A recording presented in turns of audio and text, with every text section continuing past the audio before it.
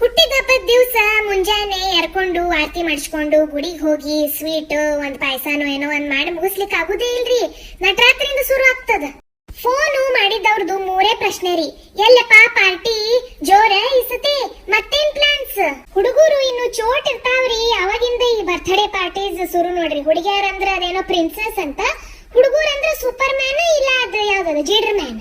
ಅದೇನ್ ಚಮ್ಕಿ ಚಮ್ಕಿ frock, lipstick, ಮತ್ ಅದೇ ಲಿಪ್ಸ್ಟಿಕ್ಲೆ ಗಲ್ಲದ ಮೇಲೆ ಅಷ್ಟು ಗುಲಾಬಿ ಬಣ್ಣ ಸವರ್ ಬಿಡುದ್ರಿ. ಇಂತ ಲಟ್ ಅದ್ರ ಮಾರಿಕ್ಕಿಂತ ದೊಡ್ಡದ ಹೇರ್ ಬ್ಯಾಂಡ್ ಬೇರೆ.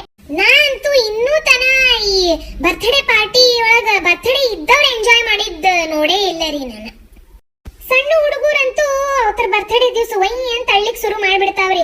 ಅವಂದ್ರದ್ದು ಒಂದು ಟಿಪಿಕಲ್ ಉತ್ತರ ಇರ್ತದ್ರಿ, ಮುಂಜಾನಿಂದ ನಿದ್ದಿನೇ ಮಾಡಿಲ್ಲ, ಶಿ ಸೋ ಟಯರ್ಡ್. ಮತ್ತ ಬರ್ತ್ಡೇ ಕೇಕ್ ನೋಡ್ರಿ, ಕೇಕ್ ಅಲ್ರಿ ಅದು ಕಮೋಲಿಕಾರಿ.